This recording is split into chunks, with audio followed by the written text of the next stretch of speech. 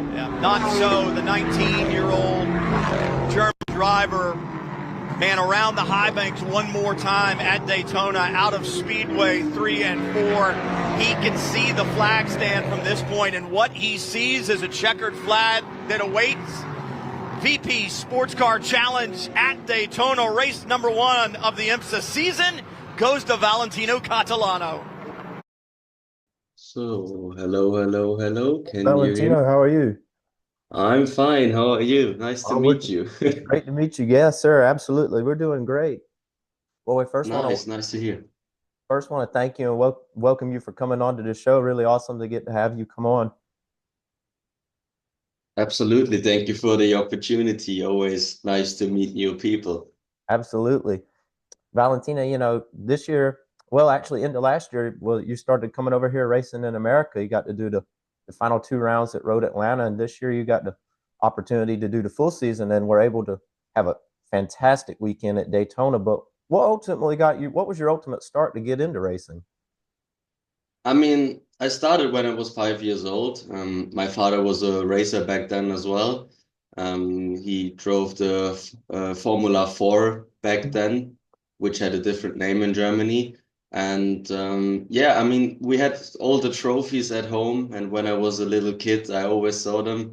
So at some point, I was a bit annoying to him and said to him, I want to do it as well. And on my fifth birthday, he gave me a helmet and a suit and some gloves, and I went karting for the first time. And since then, I'm into the sport. Yeah, and that's where kind of we all start. I got friends that actually started oval racing on go-karts and stuff. I have some minimal road course experience. I found the road courses to be something that was real natural feeling to me. You have to have a real good flow and a good line to be able to judge making corners and getting around the trajectory of cars. So I always found road course racing as my sort of the best way for me to, race and put in my background. But I like a mix of it all. I find the ovals to be a real challenge that you can't necessarily replicate on a road course. So I have friends that were able to, judge based off what we were able to do and replicate on track. But like you said, Formula 4 is a big jump from a go kart. What was the jump from a go kart to an open wheel car for you? Yeah, it was a crazy jump because I did the jump quite early. I did my first F4 test when I was 13 years Oh, old, wow. which is extremely young. Um, because I was quite tall. So in karting, I was a bit too tall. And I said, come on. I mean, you learn way more stuff in a car than in a kart. Kart is just good for beginners when you go to racing. So you learn the racecraft and everything. So we made the jump quite early, and the jump is massive. I mean, as a kid when you're so young, there's so much happening. I mean, you have a clutch now, you have to shift. The car generates quite a lot of downforce. You have a turbo engine, and the car itself is just really quick. So yeah, I mean, and my first test session was amazing. Like it's a complete different world when you drive this car, and yeah, you get really happy when you drive these cars. It was really fun. And you had a good run in the open wheel. I remember I was looking back and you had some podiums and you raced against some really big name drivers now that are racing in some really big open wheel series that, on the way now up the F1 ladder. So obviously, Yeah, that's true. competing against those guys, I think helps make drivers better when you see other competitors are able to move up. It gives you, more experience and able to take that into your next venture there. But most of your wealth has been through LMP2 or P3 racing and German Prototype Cup, ELMS, ALMS, and how was the jump moving? How'd you kind of find that prototype racing really fit you compared to the open wheel? I mean, the open wheel was really cool. I did the French F4 championship as a rookie when I was 14 years old, back in 2020. And as you said, I raced against some really big names like Isaac Hadjar, Ayumi Iwasa. All these guys were in this competition, and I could learn quite a lot from them. So in my rookie season, I could battle with them, see their data, learn from them, which helped me quite a lot. After that, I did like two race weekends in German F4 as well. against guys like Montoya or Oliver Biermann. So the competition was always really high, but that helped me quite a lot to make the jump to LMP3.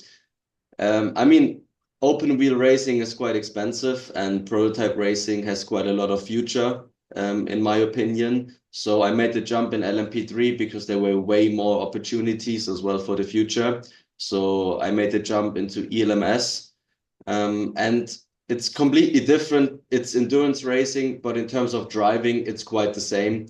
It also generates downforce. The car has a bit more horsepower, but it's way more heavier. So in terms of driving style, it's the same, so I could adapt quite quick. But you have to learn a lot more stuff, also besides racing, because of the whole event. You have teammates now with where you share your car with sometimes two guys, so you have to help them as well, work with them in the right way so the team is quick. As in ELMS, it's a 4 hours race, and I did like 1.5 hour stint. So the other time my teammates are driving. So besides racing, you have to do everything to make them quick as well. And it's quite good because you mature quite good in that time. I learned quite a lot. And it actually helps you to get up the ladders, because when you want to become a professional racing driver as well in hypercars, these are the skills you have to have. So it's a perfect preparation as a driver for the bigger steps. Yeah, starting in P3, it gives you the skills that you need to jump up to hopefully P2 pretty soon, and then like hypercar or GTP that we see race globally. Um, when you look at it, the Prototype Cup has some really great competition. You look at drivers like Lawrence Hoare, who's got lots of P2 experience and P3. Danny Sofia, a very fast American driver. I look at Courtney Crone that came over and did the first VP Series season, and she showed a lot of speed. So the competition in the P3 is really there. A lot of people in America, it seemed more when it raced in real WeatherTech as more of like a gentleman driver. That was your mostly your AM drivers in it, but with pros mixed. But I think when they first moved the P3 up to WeatherTech, it was more so to get car counts, but some of the talent that you looked at it, you had Sebastian Prio, who's obviously with Ford now, Nolan Siegel, who made the jump up to IndyCar. So the P3, it can help build, it really can build a career to you. Yeah, that's true. I mean, in the Prototype Cup, the competition was really high. In my first year, when I drove with DKR Engineering, the grid was full of guys, which everyone knows. I mean, there are a lot of names, and the competition was really high. So it was good for me. I felt comfortable. I made 4 pole positions. So it was a really good year. And last year with Gebhardt Motorsport, we got the championship title together with Marcus Pommer as my teammate. So yeah, it was a perfect step for my career, and I could show my potential against these great drivers and great teams. So yeah, you could see that the work I've done was useful, and that makes me happy as well. So we see further in the future. And you're able to go to Asia and do the full Asian Le Mans series and even get the win at Abu Dhabi and one of the famous tracks of the world with F1. So that's a real big boost for your career too, is winning at Abu Dhabi. Yes, yeah, it was actually in Dubai. Oh, Dubai. So yeah, it was yes, it was in Dubai. But yeah, I mean, it was also that was my first win in LMP3. I remember it quite good. 4 hours race. I had to do a massive fuel saving strategy until the last lap. It was really tight, but yeah, it was an awesome race, awesome experience, and that was like the first step into this endurance racing and show these guys what I'm capable of. And yeah, since then I'm always pushing. We saw last year you came and did you and the Gebhardt Motorsports came and did the final round at Road Atlanta. I was there and I was really impressed by what I saw. I actually was a trackside marshal Oh, on a blue nice. flag that weekend. So I remember obviously Jagger Jones in the Fast and Rimstar car he was lights out that weekend. But I was really impressed about how y'all were able to come from Europe, even though it was one race, but it looked like y'all adapted to the series really quickly into the track for you both and Marcus Palmer. Yeah, I mean, it was the team made a great job there. We were a bit unlucky because of different rules in America, so Right. I couldn't participate in the practice and qualifying. so I couldn't test out the track. And the first track time I had was in race one, starting from last. Yeah, but the team made a great job. We came there straight. Car felt good. I did quite a lot of sim work before that, so I went out, race one, first time on the track, went through the S's and just went flat because I knew it worked and the car made it stick. So yeah, it was fun. It was really good. That was a really good first impression. And now over the winter we prepared ourselves a bit more because now we had the time to do, and in Daytona it worked out Oh, amazingly, I would absolutely. say. So yes, I think we are on a good way, Gebhard Motorsport and me. So we'll keep pushing and do our stuff, and I think this could be a really good season if we do our job like that all the time. Coming from, like said, the Prototype Cup or the European Le Mans, Asian Le Mans, driver changes was that's a big factor in those races. Coming to America in the VP, it's a flat out 45-minute race.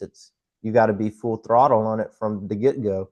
How has that been for you? To something to get more used to? Do you find that helps you, that it keeps you more in a rhythm and you don't have to necessarily worry about coming in and what could happen in the pits?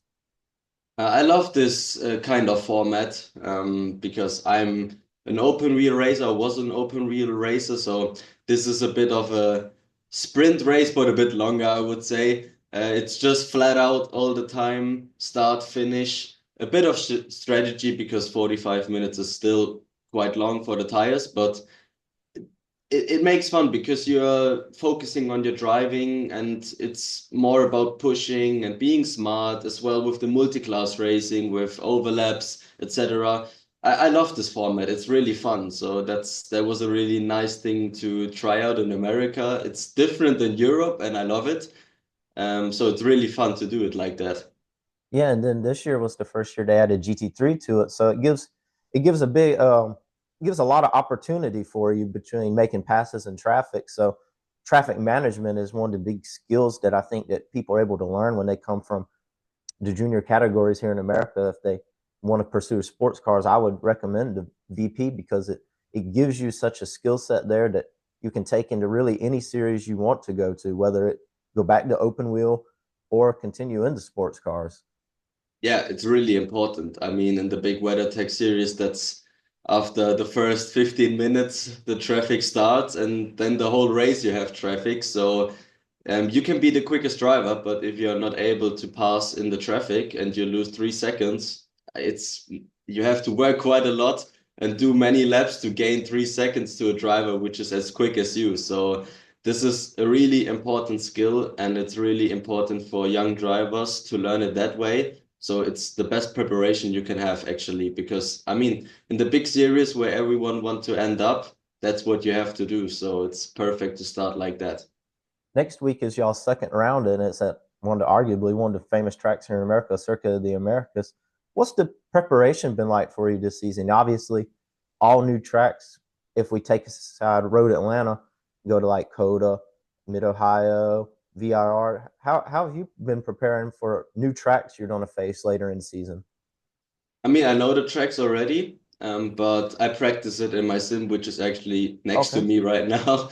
In iRacing, that's a good way to practice these tracks. I spent a lot of time in my sim because it's at some point it's so realistic that it's like driving in real life. Like, So I do it like that. I watch onboards, maybe some data if it's available, and then just go out first practice session, send it, look what if all my markers are there and just try it out and work my way through. But I mean, in Daytona, the track was really fun to drive, and Kota, the Circuit of America, in the sim was also really fun, especially the first sector. So it will be interesting how it is in real life. yeah, and that's going to be a really big weekend of IMSA with NASCAR as a support race. So that really, and it's a new road course for the NASCAR guys. They were used to the full layout, so obviously for y'all have to learn a new layout compared to the full layout that's used to for Formula One and so many other high level series. But Yep. with this year, we see you continuing to run in VP and the Prototype Cup. What options are available next? Do you see yourself, are you maybe towards the end of the year making a step to maybe a test session in the P2 cars, or are you content with staying right now in P3 at the moment? I mean, the focus right now is to get the championship with Gephardt Motorsport. That's my goal. I want to win in America after I won in Germany. But yeah, in long term, for sure. I mean, the goal is to end up in the big IMSA WeatherTech series or the 24 Hours of Le Mans. All these series, that's my ultimate goal. And yeah, have to see what in the future, what the future brings, what the next steps will be. I mean, the simplest next step would be LMP2 for sure. But at the moment, the focus is on winning the championship, trying to make myself a bit more public in America, so the Americans know that I exist and what I can do. So yes, that's the goal right now. And in the farther future, for sure, IMSA WeatherTech Championship. And like I said, getting that name out in America. And this year, I would even say into last year, it really helped with the double podium at Road Atlanta, and then sweeping all the sessions at Daytona. That's Yes. incredible. Fastest in all the practices, qualifying, and the races. Race two is arguably one of the toughest races I saw at Daytona between the changing track conditions. The weather that weekend was just so unpredictable.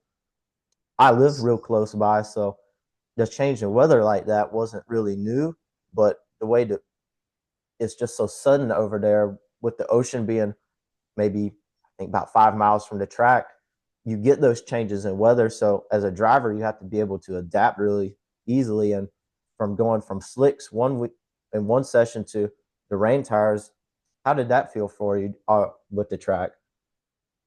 Yeah, it was really difficult. One of the difficult races I had in my career. Because race one was dry. We practiced in the dry as well. Quali was dry, but the chicane was still a bit wet, so it was also really tricky in the qualifying. But race two, that was difficult. I was on pole position. I was the guy who got into turn one the first time. Everyone behind me didn't know anything about the grip level, about the track itself, in the wet. So I started calmly, but I found my line. I tried out some stuff and it worked out for me. I could pull a gap quite easily in the first laps. And actually I had one mistake because I was pushing a bit too much. But I got P1 back again after half a lap. So yeah, and that it was just working out. The track was drying up, everything was changing. It was just driving by feeling. The tires were overheating because in the beginning it was completely wet. At the end it was just damp. So yeah, every lap was different. It was just pure feeling about the car, trying out the stuff, and it's fun. Yes, it's fun, but in 45 minutes every lap to do that, it was really difficult. So I was really happy when I could win the race and it was finished and I could stand on P1 because that was a really long and tricky race. Yeah, watching it, I saw so many people going off because I think a lot of it is they just didn't know how to balance the tires correctly, maybe from pushing one too hard in some corners. When you start seeing a track dry up, a lot of drivers think, okay, now I can really start pushing. But even when there's a dry line starting to form, you still got to really keep those tires at a certain temperature because you can really overheat. And you see people having to change. And that's the other thing, changing lines is so prevalent with a drying track. If you're still on rain tires, you want to find the something in the wet spots, maybe the standing water to cool your tires down some. But like I said, at Daytona, the banking is what really dries first because the water is able to go somewhere, and the chicanes the horseshoes take the longest to dry because it's not so high speed there. So it made it really tricky for not only the P3s but both GT classes. So it made it for Yes. a really spectacular race. It was actually. I mean, also with the traffic, all the guys were fighting for their own position, and you come behind, want to overtake them as well. It was a tricky race, but these races are the most fun races when they're finished. So yeah, for sure. It made for and that's what makes the VP series so great. It's flat out 45 minutes and changing weather. Go to so many different tracks that have so many different conditions like that. I think you look back at some past races at some tracks and you're able to see where it's able to dry first and stuff. especially like take for example like Mid Ohio that you'll go to later this year. It's sort of like Daytona with the undulation up and down. So you'll, it depends what the weather does, but where the spots that dry out tend to dry out quicker is, and that's something that makes such a wide range of tracks like this series is that you're able to find out different opportunities to pass. And Yeah, for sure. I mean, the tracks in America are also different compared to Europe from their style. They're a bit, I would say, we call them old school, but I love these kind of tracks. There's no big runoff. There are walls, grass, so you get punished if you do a mistake, and I love that. That's really cool. That's proper racing, proper cool stuff when you go out and do old school racing. That's what I want. I always found Road Atlanta to be something similar to like what y'all had in Europe. It has some tendencies to Yes, remind me of that's true. Spa. Yeah, Road Atlanta. Yeah, that's right. I mean, this is also like a track. But in Daytona, I mean, the first you have some runoff for sure, but I like the section in the middle where just grass is there and walls. That's pretty cool stuff. Yeah, that's cool. Well, Valentino, it's been really great to get to find out some more about your career in here.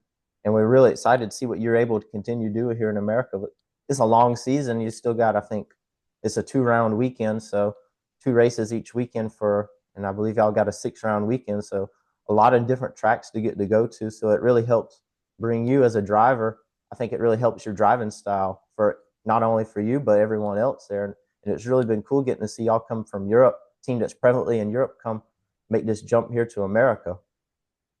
Yeah, it's fun. I love it in America. The people there are nice. The whole event is nice. It feels cool to before the race, stand in the grid, hear the national anthem, all this stuff. That's really emotional, and I like that. And yeah, it will be a fun season. I'm absolutely prepared and really want to try out all these tracks and to have them in my Vita and know them. Because that's also good for me, as my goal is to race in the big IMSA WeatherTech. So I can already learn the tracks, which is really important for me. So yeah, it will be And that fun, it will be cool, and I'm excited. and that already puts you a little bit ahead of new people coming in, so that really helps. But I want to again thank you for coming on. It's been really great to find out about your career up to this point, and we wish you all the best, especially upcoming this weekend. Got Coda, so that's gonna be a lot of fun. Thank you very much, and it was a pleasure to talk with you as well. Absolutely. I will try my best in Kota and see what the weekend will bring. Yeah, for sure. We'll try and we'll be at Road Atlanta at the end of the year. We'll try and maybe do like a season recap with you towards the end of the year as well. For sure, we can do that. I mean, I think I will be in Atlanta, should be. So yeah, for sure, absolutely no problem. Well, once again, thank you, Valentino. It's been great, and we hope everyone that watch this, this is one of the young talents coming up here in America that you need to watch out for. And we want again thank you, and it was awesome getting to learn some more from you. Thank you very much. It was a pleasure to meet you. Great to meet you. Thank you. Yeah, okay, then will it be just one question now? Oh yeah, Will it be like published on Instagram or something, where I can follow all YouTube. these stuff? We put we YouTube, do nice. Okay, YouTube. perfect. Yeah, so we announce on Instagram that we're gonna have the upcoming interviews with everyone. That way, everyone knows to be on the lookout for the on YouTube, and then we'll have it up. I'm thinking, let's see, today's Saturday. We should have it up by Sunday afternoon, Monday morning, or Monday. So, and then we'll put on there, that everyone can go out there and see it. Nice. Okay, yeah, I will watch it for sure. Thank Yeah, you very much. absolutely. Nice. Okay, so see you again, and have Absolutely. a nice day. For you, it's in the morning, right? Yes, 10:30 right now. I'm in Georgia. Okay. Okay. Well, then enjoy your day. Okay, All right. then. Take care. Thank you, See Valentino. you too. See you, mate. Bye Thank you. bye. Bye. Thank you very much.